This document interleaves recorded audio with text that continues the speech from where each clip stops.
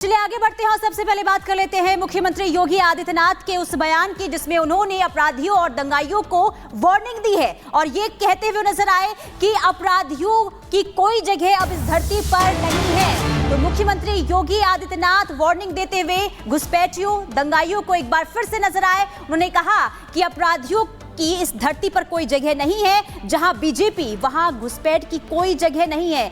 UP में ना कोई घुसपैठ कर सकता है और ना ही कोई गौ की हत्या कर सकता है। मुझे बताया गया कि राजमहल, साहबगंज और उसके आसपास के क्षेत्र को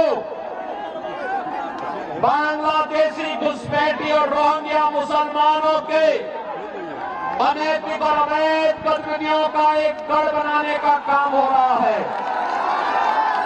याद करना, जहां कहीं भी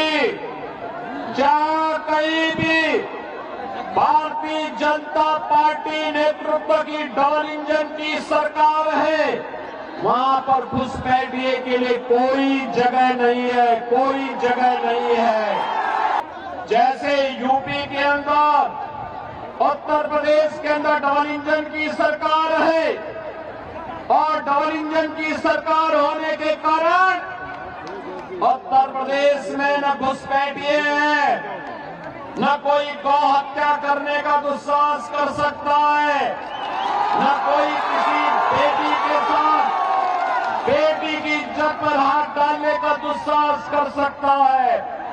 और अगर किसी ने घुसपैठ की, किसी ने बेटी की इज्जत में हाथ डालने का कार्य किया, किसी ने गौ हत्या किया, तो मान करके चलिए कि यमराज के घर के लिए उसका टिकट पक्का। अगर कोई चीज इस देश में पॉलिटिकली है तो वो बीजेपी और आरएसएस। ये तो जहर के जैसा है, सांप अगर एक बार काटा तो खत्म आदमी होगा।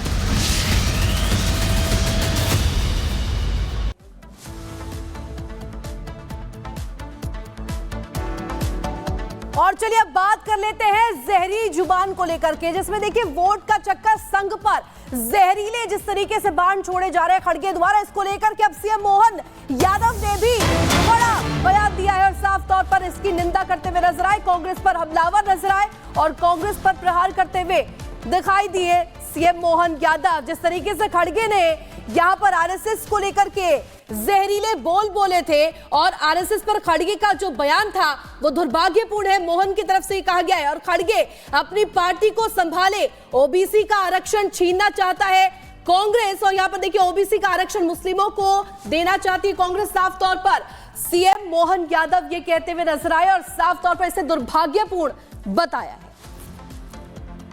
हमारे साथ मध्य प्रदेश के मुख्यमंत्री मोहन यादव। सर, खड़गे ने जिस तरह बयान दिया है उस पर क्या कहेंगे? बड़े दुर्भाग्य की बात है। मैं मान के चलता हूं कि वो अपनी पार्टी को संभाल ले, वही होते। भाजपा और संघ के बारे में उनको कहने का अधिकार नहीं है। मुस्लिम रिजर्वेशन की बात किया जा रहा है विकास अघाड़ी द्वारा, सरकार आएगी देंगे हम।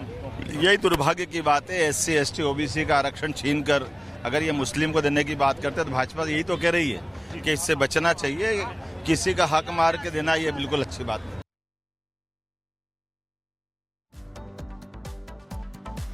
और चलिए आगे बढ़ते हैं। उस बीच एक और बड़ी खबर बता दें कि बड़ी खबर ये सामने आ रही है कि कांग्रेस के पूर्व विधायक, जो अब खबर सामने आ रही है कि वो शामिल हो गए, यानी कि पार्टी का वो दामन थाम चुके हैं। तो पूर्व विधायक सुमेश शौकीन जो आप में शामिल हो चुके हैं, कांग्रेस के पूर्व विधायक रह चुके हैं, मटियाला विधानसभा से कांग्रेस के पूर्व विधायक, लेकिन आज वो आम आदमी पार्टी में शामिल हो चुके हैं। केजरीवाल की मौजूदगी में उन्होंने आम आदमी पार्टी का दामन थाम लिया है। तो जैसे जैसे देखिए चुनावों की घड़ी नजदीक आ रही है, यानी कि अगले साल दिल्ली में चुनाव होना है, उससे पहले ही दल बदल का सिलसिला लगातार जारी है। और इसी बीच तस्वीर आपको दिखा रहे हैं, ये तस्वीर है सुमेश शौकीन की जो आम आदमी पार्टी में शामिल हो चुके हैं और केजरीवाल ने उन्हें पार्टी में शामिल किया है। दिल्ली के बहुत बड़े नेता सुमेश शौकीन जी अपनी कांग्रेस पार्टी छोड़ के आम आदमी पार्टी में शामिल हो रहे हैं। मैं तहे दिल से उनका स्वागत करता हूं। हमारी सरकार आने के पहले दिल्ली देहात इलाके को पूरी तरह से नेग्लेक्ट किया जाता था, इग्नोर किया जाता था। और वहाँ पे रहने वाले लोगों को लगता नहीं था कि वो दिल्ली का हिस्सा है। हमने बहुत सारे प्लेग्राउंड बनाए हैं, बहुत बड़े बड़े स्टेडियम बनाए हैं, जो सबसे बड़ी डिमांड दिल्ली देहात के लोगों को होती थी। मोहल्ला क्लिनिक बनाए हैं, अस्पताल बनाए हैं। तो जो विकास मेन दिल्ली देख रही थी, वही विकास हम दिल्ली देहात के लोगों तक लेके गए हैं। और उन विकास के कार्यों से प्रभावित होकर आज सोमेश शौकीन जी हमारे साथ जुड़ रहे हैं। मैं समझता हूँ इनके जुड़ने से दिल्ली देहात में जो हमारे काम है उनको बल मिलेगा, उनको गति मिलेगी और ओवरऑल दिल्ली में आम आदमी पार्टी को एक बहुत बड़ी ताकत मिलेगी। तो देखिए, चुनाव आते आते किस तरीके से यहाँ पर दल बदल की जो राजनीति है वो देखने को मिलती है और इसको लेकर के देखिए कैलाश गहलोत बीजेपी में अब आ चुके हैं और इसी पर मनीष सिसोदिया ने क्या कुछ कहा, आपको सुनवा देते हैं। के ऊपर है, अब चुनाव आ रहे हैं तो उनको वो लंबे समय तक हम सब लोगों के साथ रहे और एक गरिमापूर्ण साथ रहा है। वो अपनी उसी गरिमा को बनाए रखते हुए अगर भाजपा के साथ काम करना चाहते हैं तो इसमें हम क्या कह सकते हैं। वो उनकी इच्छा है, वो कहाँ से चुनाव लड़ना चाहते हैं, किस पार्टी में रहना चाहते हैं, हर व्यक्ति की अपनी इच्छा है। और चलिए आगे बढ़ते इसी बीच एक और बड़ी खबर आपको बता दें कि झारखंड में चुनाव होना है, लेकिन उससे पहले लगातार देखिए दावों वादों का सिलसिला देखने को मिल रहा है। लेकिन इसी बीच हिमंता बिस्वा शर्मा का बयान सामने आया है और वो ये कहते हुए नजर आए कि इस बार झारखंड में जो मूड है वो साफ तौर पर देखने को मिल रहा है, यानी कि झारखंड में बीजेपी की जीत होगी, यानी कि कमल की जीत होगी। ये हिमंता बिस्वा शर्मा कहते हुए नजर आए। तो झारखंड में होने वाले चुनाव पर सीएम हिमंता का ये बयान सामने आया है। आज चुनाव प्रचार करने के लिए वो झारखंड में मौजूद है और वो कहते हुए नजर आए कि झारखंड का मूड पीएम मोदी के समर्थन में है। लोगों का प्रधानमंत्री जी के लेकर बहुत ज़्यादा उत्साह है। लोग डबल इंजन का सरकार चाहते हैं और एक प्रकार से झारखंड में विकास हो मोदी जी का नेतृत्व में और झारखंड का लोगों का आशा आकांक्षा पूर्ति हो। यही चुनाव का एक मेजर थीम है और उसी को लेकर लोगों का उत्साह है। लोग चाहते हैं कि सरकार आए, घुसपैठिया का खिलाफ एक्शन हो, युवा और नारी शक्ति का जो आशा है वो साकार हो। मेरा लगता है कि एक बहुत बढ़िया चुनाव कैंपेन रहे। पार्टी ने, हमारा कार्यकर्ता ने, हमारा सहयोगी दलों ने, सबने एक टीम होके काम किए हैं और पूर्ण बहुमत का सरकार हो जाएगा एनडीए का, ये मेरा विश्वास है। और चलिए अब बात कर लेते हैं उत्तर प्रदेश में ऑपरेशन लंगड़ा को लेकर के, जहां कानून व्यवस्था को लेकर पुलिस एक्शन मोड में है और प्रदेश में अपराधियों के खिलाफ ताबड़तोड़ कार्रवाई देखने को मिल रही है। और बीती रात की बात करें तो गाजियाबाद, नोएडा और हाथरस में भी पुलिस का यहां पर एक्शन देखने को मिल रहा है। रिपोर्ट के जरिए दिखाते हैं कि उत्तर प्रदेश में पुलिस का ऑपरेशन लंगड़ा किस तरीके से जारी है।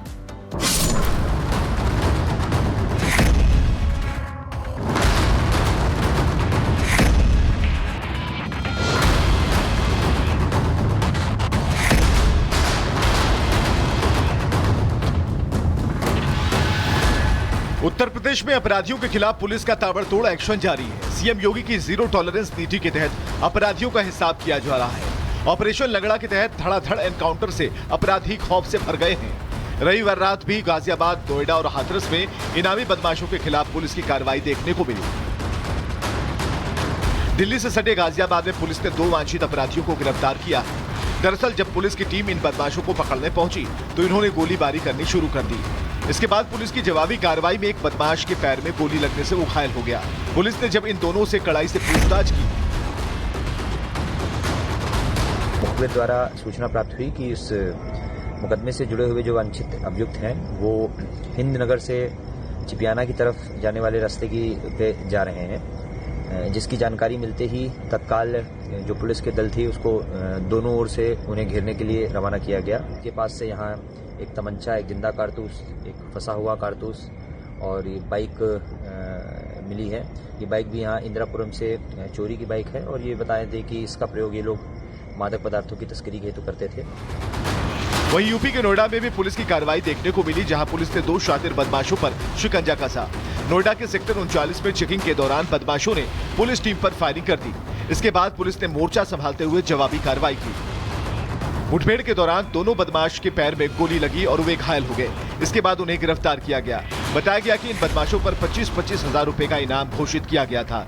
इनके पास से अवैध हथियार के साथ करीब 80 लाख रुपए की ज्वेलरी और 1 लाख से ज्यादा कैश की बरामदगी की गई। सेक्टर 39 की पुलिस सची चौक के पास एक चेकिंग कर रही थी। वहां पर एक मोटरसाइकिल पे 2 लड़के आते हुए दिखाई देते संदिग्ध, उनको रोकने का प्रयास किया गया। वो 42 की सिग्नल की तरफ भागे, उनका पीछा किया गया। उनके द्वारा पुलिस पार्टी पर फायरिंग की गई। पुलिस पार्टी के द्वारा आत्मरक्षात्मक फायरिंग की गई, जिसमें दोनों बदमाश घायल हुए।